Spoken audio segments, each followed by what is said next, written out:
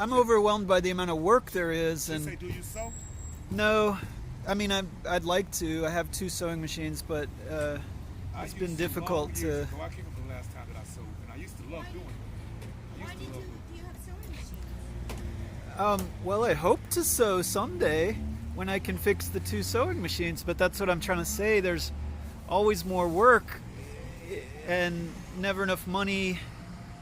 You know, it's a work society. It's supposed to be a service-oriented society, but I It find used to be 30 years ago. Everything now, you got to pay for everything. You can't just offer your talents to anyone anymore. You got to have some kind of paper saying that you're certified. Everybody got to get paid before No you one get. ever asked me to look at that degree that now costs me triple what it Ooh, was that's what I'm before. talking about, man. Once you have that degree, you can't just do because you can. You got to always ask somebody, get somebody's permission, can you? And I'm just so sick and tired of that. That's one of my worst problems in life is that because I'm good at something, I just can't do it because I'm good at it. I got to go get somebody's okay to do it. And that's what makes life so hard for everybody is to have to always ask somebody for permission to do what you can do. yeah, not only is it more work and less real getting things done. I mean, the hardcore lesson is if you want something done right, kind of got to do it yourself. Oh, it's going to cost you out the yin. But yeah, or it's going to cost a whole bunch of money, And and when it costs you money, it may not be the problem. They say And if it's always even- a part of the problem. if you even have the money to pay to play, there's, like you said, there's a lot of complication in between getting done what you really should need to do, but it's too much Right complication. now, my moped is in the shop, and I'm afraid what they're going to do to me is tell me they fixed one thing when that wasn't the problem. So they're going to fix something that I didn't need fixed, and then I'm still have a problem. They're going to charge me for more having 2 things fixed than just the one thing that caused my bike to stop. I just want my bike to run. That's all I want to do is the bike to run, but I don't want to get you fixing one thing when it ain't the problem to get my bike to stop running in the first place. But I feel like that's what's going to happen to me. So they're going to usually. It's a very similar situation with my electric scooter. I took it to Battery Pro thinking they're the professionals, and I was trying to hook up an extra battery bank to extend the range, which fortunately now I know how to do. I could have done it then, but I wanted to do it right. So I went to Battery Pro, and of course they hooked it up wrong.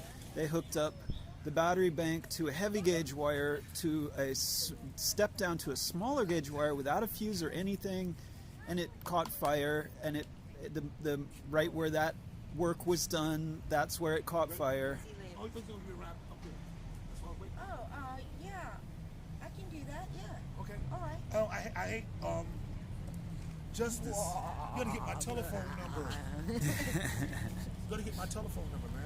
We're Well, gonna wait load till- up, but right here, we won't leave you. Let's look at that awesome stick. Tell me about your walking stick. Well, this actually carbon I'm gonna put stick this on YouTube, so if This you carbon want to stick is advertise, actually and just something that someone was walking with this stick the other day, and the other day it was a plain stick with bark and everything all over it, and they heard that I make sticks, and so I gave them $5 for the stick, even though the stick was cracked down the middle.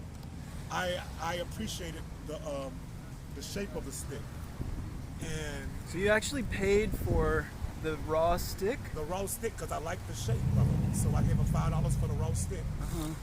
And what I got out of it, it had a whole bunch of different limbs on it this way, but I cut it off. And what has happened is it turned into, as you can see there, pretty cool, it turned into a hand. Yeah, I see that. So you got the fingers here, the fingers there, in which actually in today's society, which looks like a crypt symbol, which is a gang symbol, but it's the crypt symbol.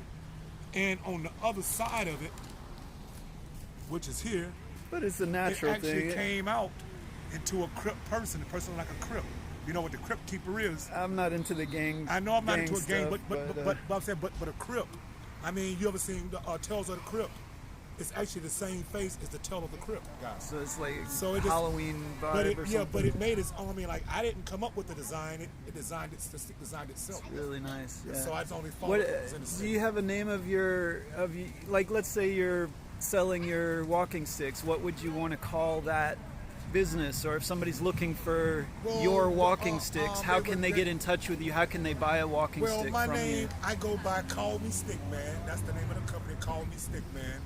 And it has two meanings. Like, I mean, call me Yeah. Stickman, Yeah. and it's call me.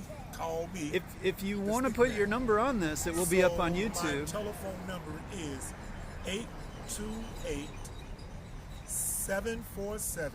828-747-6870. And you can get me on my email, which is JoeRob, JoeRob 689gmail.com. Call me up, call me Stickman. Call me, and you can call me Stickman too if that's what you like. Look at that work. And you do that with a Dremel, right? All drummer work. And what do you stain it with? Polyurethane, stain, and sometimes just polyurethane and natural. Very cool. But I got thousands of them, y'all. So y'all please call me up and get y'all one of these original made sticks. All right, y'all be calling me Yeah. Stickman. All right, man, appreciate it, Joe. Thank you.